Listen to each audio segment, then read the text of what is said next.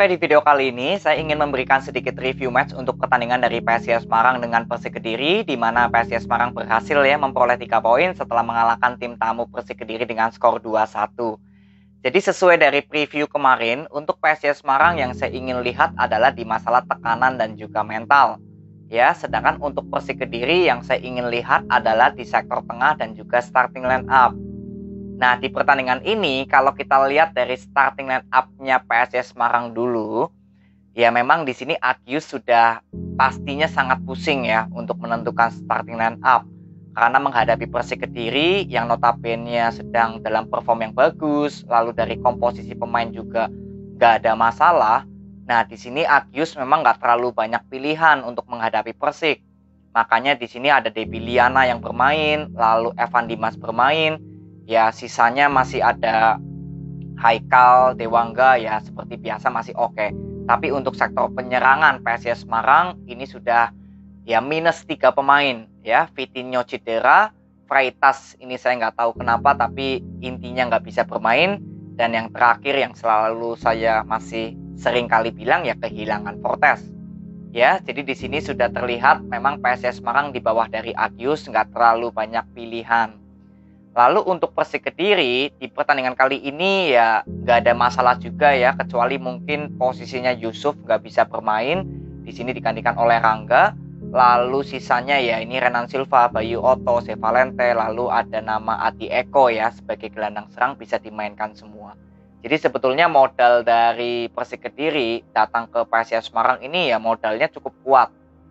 Nah, di pertandingan kemarin sebetulnya permainan dari PSIS Semarang terlihat nggak terlalu banyak bisa memainkan bola possession. Sedangkan Persik Kediri memang lebih kuat untuk melakukan bola possession. Ini kembali lagi ke masalah komposisi pemain. Saya sudah bilang berapa kali ya, Agius ya seringkali melihat musuhnya siapa dulu. Ya, karena permainan Persik Kediri di bawah Rospide juga sama dengan bola possession.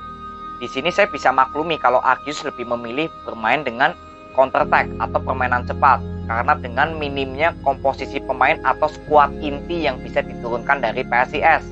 Jadi pastinya gameplaynya akan berbeda nanti kalau dipaksakan bermain bola possession. Jadi gol pertama dari Evan Dimas itu jelas ya melalui serangan balik. Sebelumnya ya Persik Kediri hampir selalu bisa mengancam pertahanan PSIS. Ya, jadi Persik Kediri memang dari awal menit sampai gol pertama dari PSIS Semarang dicetak itu lebih mendominasi melakukan serangan. Tapi sebetulnya dari serangan Persik Kediri ini yang saya sudah berapa kali kritik, ini belum terlalu terlihat kreativitas di sektor sayap dan juga tengah. Kenapa? Karena posisi Bayu Otto saya bilang ini nggak nyaman dengan ditaruh sebagai gelandang serang dengan Renan Silva atau mungkin Bayu Otto yang lebih digeser ke sayap kiri. Karena sudah terlihat ketika Persik Kediri menang lawan Bali United lalu kalah lawan Persis Solo, saya sudah bilang kalau Bayu Otto ini nggak terlalu berkontribusi banget atau mungkin nggak nyaman dengan formasi seperti ini. Karena kalian bisa lihat ketika Bayu Otto dengan Renan Silva bermain bersama, salah satu sayap dari Persik Kediri ini nggak berjalan. Kan di sini hanya ada Schroyer ya yang naturalnya murni sebagai pemain sayap, dan misalkan Schroyer di sebelah kanan ya di sebelah sayap kiri ini nggak berjalan. Alhasil penyerangan Persik Kediri hanya kuat di sektor tengah. Dan inilah yang bisa saya bilang bisa dikonter oleh sektor tengahnya PSIS. Ya, Dewangga bermain bagus, lalu Diarra juga bermain bagus. Jadi memang sektor tengah dari PSIS Semarang ini cukup solid lah sejauh ini.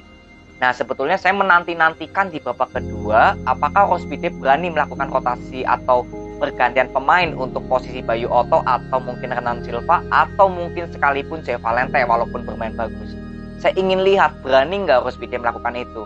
Karena di pertandingan ini sebetulnya saya sudah dari line up-nya Persik Kediri dulu ya. Sebetulnya saya sudah tanda-tanda tanya.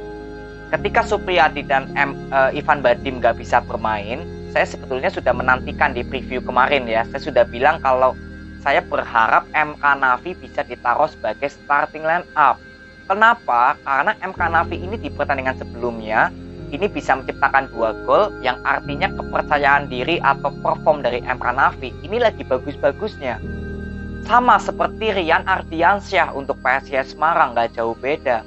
Rian Ardiansyah waktu itu main menggantikan Vitinho ya pada saat bermain lawan Persebaya.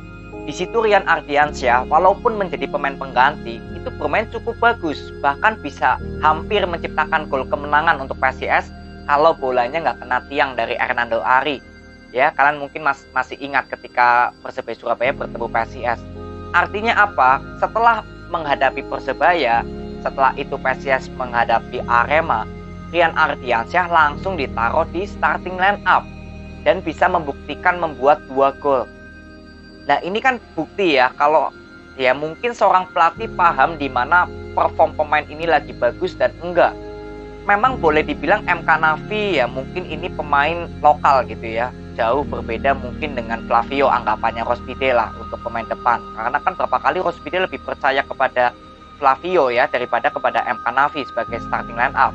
Padahal Flavio juga dalam beberapa pertandingan ini sebetulnya nggak nyaman bermain di sektor depan. Flavio lebih bagus kalau menurut saya bermain di sektor kiri. Makanya saya kira di pertandingan lawan PSIS, Flavio di kiri, Sawyer di kanan, MK Nafi di depan. Di gelandang bertahan, ya saya bilang ya Adi Eko. Sisanya ya Zevalente dengan Renan Silva. Atau salah satunya mau dicabut antara Renan Silva atau Zevalente untuk menggantikan Bayu Otto. Jangan dimainkan semua 4-4-nya ini jadi pemain tengah. Walaupun memang bagus semua pemain tengah Persik Kediri, tapi terlalu banyak menumpuk pemain di sektor tengah, jadi nggak efektif penyerangan Persik Kediri dari sektor sayap. Ini intinya. Ya, jadi kembali lagi ini ke masalah pelatih kalau menurut saya. Karena Agius di pertandingan ini nggak terlalu banyak modal juga untuk bisa bermain maksimal dengan bola possession menghadapi Persik Kediri. Ya, boleh dibilang PSIS Semarang di bawah Agius ini harus bermain dengan zona yang kurang aman atau kurang nyaman. Ya, kalian bisa lihatlah komposisi pemain PSIS Semarang ini ya untuk saat ini memang seperti ya sudah mentok gitu ya. Ketika Freitas nggak bisa bermain, mungkin Vitinho nggak bisa bermain juga. Ya sudah pilihannya nggak banyak untuk PSIS Semarang. Bahkan Narukawa pun sebagai seorang striker. Debi Liana sebelum babak pertama sudah digantikan oleh Gio Numberi. Gio Numberi dipaksa bermain sebagai penyerang sayap kanan. Ya memang sudah krisis sekali untuk pemain-pemain PSIS Semarang bisa bertahan di 4 besar sampai nanti sampai pertandingan ke-34. Makanya itu modal dari PSIS Semarang yang harus kita kawal adalah di tekanan dan juga mental. Supporter juga kalau menurut saya di saat nanti PSIS Semarang ada hasil yang kurang baik, kalian harus tahu dulu ya, intinya PSIS Semarang ini sedang dalam tingkat kesulitan yang cukup tinggi.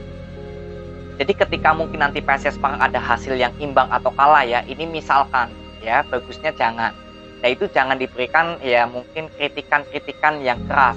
Karena untuk saat ini modal utama ya PSIS Semarang perlu dicatat. Kalau menurut pengamatan saya itu di masalah mental dan tekanan. Selama mental dan tekanan ini tetap terjaga untuk pemain PSIS Semarang mau siapapun itu, ini menurut saya yang bisa mengantarkan PSIS Semarang tetap aman berada di 4 besar. Kalau berbicara dari komposisi pemain, saya bukannya pesimis, bukan. Tapi kalau dilihat dari tingkat kesulitan, untuk saat ini Agius ini benar-benar pada tingkat kesulitan yang cukup tinggi untuk menentukan starting line up. Belum ada pemain yang cedera, belum nanti di babak kedua ada pemain yang kecapean, apalagi kemarin tensinya curah hujan cukup tinggi. Ya masalah fisik kan terlihat sekali tuh, sampai di babak kedua Agius banyak memainkan pemain yang ya seperti Sobor, lalu Tri Setiawan juga bermain bagus ya walaupun sebagai pemain pengganti. Lalu yang nomor 92 ya, ini saya juga baru lihat nih, Latu Konsina. Ini saya juga baru lihat. Ya memang permainannya cukup baik lah, walaupun nggak terlalu banyak menitnya gitu ya. Tapi terlihat ada kedepannya mungkin bisa menjadi pemain bagus nih, walaupun pemain cuma 2 menit. Ya, jadi artinya untuk PSIS Semarang jagalah tekanan dan mental ini. Ya, walaupun nanti mungkin ada hasil yang kurang memuaskan atau mungkin ada pemain yang underperform, ya untuk saat ini kita berikan kritik yang membangun dulu. Ya, ini yang dibutuhkan menurut saya untuk PSIS Semarang saat ini sampai akhir PRI Liga 1 ini sampai masuk di 4 besar. Ya, jadi selamat untuk PSIS Semarang yang memperoleh 3 poin. Semoga tetap bisa menjaga tekanan dan mental ini. Ini yang selalu saya akan kawal. Dan kedepannya mungkin saya lebih tertarik untuk melihat line up-nya Agius siapa. Inilah kecerdikan seorang pelatih yang kita butuhkan di saat timnya lagi mengalami krisis pemain pemain inti. Inilah sangat dibutuhkan sekali seorang pelatih yang cerdas, yang pintar untuk menentukan pemain-pemain yang bisa siap dimainkan. Ya, walaupun bukan pemain inti. Ya, jadi selamat untuk PSS Semarang dan angkat topi untuk Agius. Ya. Lalu untuk Persik Kediri tetap semangat, walaupun hasil kekalahan ini ya saya bilang ini bukan kesalahan dari pemain Persik Kediri. Saya nggak banyak menyalahkan pemain-pemain Persik Kediri karena sebetulnya pemain Persik Kediri juga tampil cukup bagus semua. Tapi yang menjadi tanda tanya saya kepada Rospide, kenapa selalu tetap mengandalkan individu pemain bukan dari skema permainan?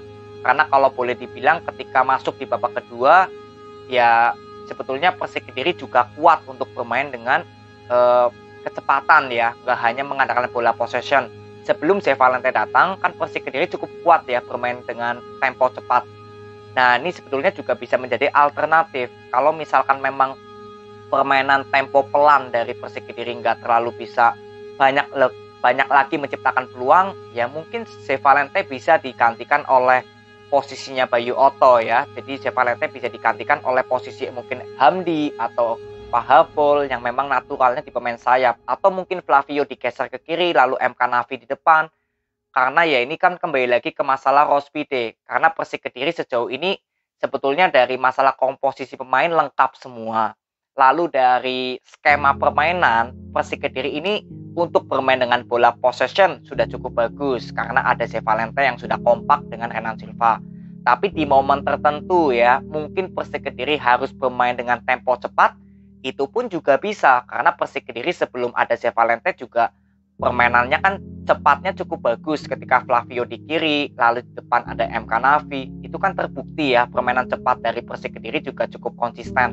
Nah ini kenapa kemarin pertanyaan saya lawan PSIS Semarang gak diterapkan gitu loh, karena ya kalau dilihat kan pemain inti dari Persik Kediri lebih lengkap daripada PSIS. Jadi itu kesempatan emas sebetulnya untuk Rospide bisa dia mungkin melihat taktik-taktik lain gitu loh, nggak cuma itu aja strateginya ya. Jadi kesimpulan saya untuk Rospide tetap masih mengandalkan individu pemain, belum mementingkan ke skema permainan, karena ya saya sebetulnya sudah menanti-nantikan ya Bayu Otto atau Zevalente diganti. Kalau Renan Silva saya bilang jangan diganti karena ini salah satu pemain yang bisa menjadi pembeda ya, walaupun bisa menciptakan satu gol lalu peluangnya juga sebetulnya cukup banyak.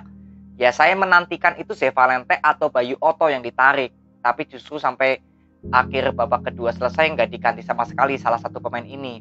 Ya sudah, ini kembali lagi ke masalah pelatih kalau menurut saya. Tinggal besok kita buktikan lawan Rans ini ya, harusnya nggak ada masalah kalau PSIS Semarang bertemu dengan Bali United. Ya, jadi tetap kawal untuk Persik Kediri, terutama dari pelatih kalau menurut saya, bukan dari pemain. Pemain sudah tampil bagus semua, nggak ada yang bermain kurang baik, semua bisa bagus. Rangga juga sebagai pemain pengganti cukup bagus, walaupun ya secara fisik ya karena curah hujan tinggi jadi nggak bisa bermain full tim ya. Jadi tetap semangat ya untuk Persik Kediri. Jadi ini aja video yang saya bisa berikan kepada kalian. Terima kasih, semoga bermanfaat. See you.